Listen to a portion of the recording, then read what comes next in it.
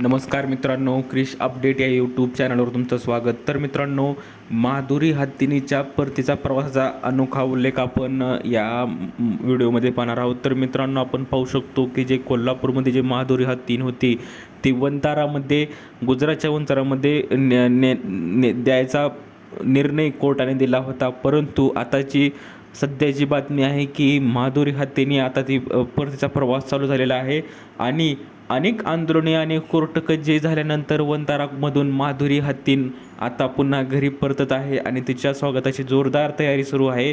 तर मित्रांनो, याविषयी आपण सर्व माहिती आपण या व्हिडिओमध्ये पाहणार आहोत. तर माहिती पाहण्याच्या अगोदर तुम्ही जर पहिल्यांदा चॅनलवर आला असाल तर चॅनलला सबस्क्राईब करायला विसरू नका. तर मित्रांनो, आपण पाहू शकतो की जे कोल्हापूरच्या मातीतच लढण्याची रग आहे आणि लढून परिस्थिती बदलणार आहे का असा विचार कोल्हापुरी माणूस करत नाही. तो लढतो आणि यश मिळवून दाखवतो.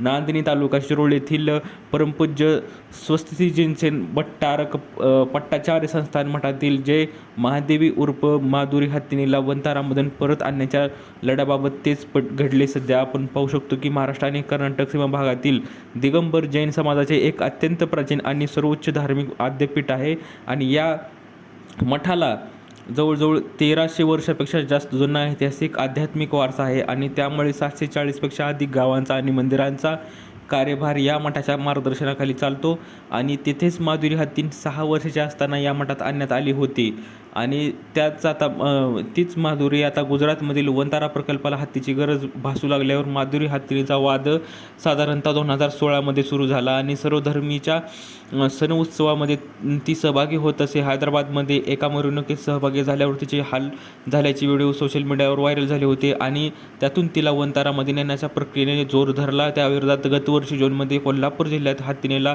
नेण्यास विरोध करणारे जैन बांधवांचे मोठे आंदोलन झाले. परंतु उच्च व सर्वोच्च न्यायालय आणि उच्चाधिकार समितीच्या आदेशानुसार 28 जुलै 2025ला ही हत्तीन वंताराकडे सुपूर्द करण्यात आली होती. आता सध्या आपण पाहू शकतो की वंताराचे जे हत्तीन आहे ते तब्बल 33 वर्षाच्या सहवासाने त्याच्या कुटुंबाचे सदस्य बनली आणि ही भावनिक बंध पाहून माधुरीला नांदणी मठात परत आणण्याची लढाई सुरू करण्यात आली आणि त्याचा आता माजी खासदार राजू शेट्टी जे नेतृत्वाखाली जे होते ते कोल्हापूर जिल्ह्यातील 45 किलोमीटरची जे मुख्य यात्रा निघाली आणि या सह्यांची मोहीम सुरू झाली. तर आपण पाहू शकतो की त्यानंतर वंताराने जे या प्रकरणात माघार घेतले आणि हत्तीनं परत नांदणी मठालाच परत करण्याचा निर्णय सर्वोच्च न्यायालयाने दिला आहे सध्या. तर त्यानुसार आता ही हत्तीन तिचे माहेर असलेल्या नांदणी मठात लवकरच पुन्हा दाखल होत आहे.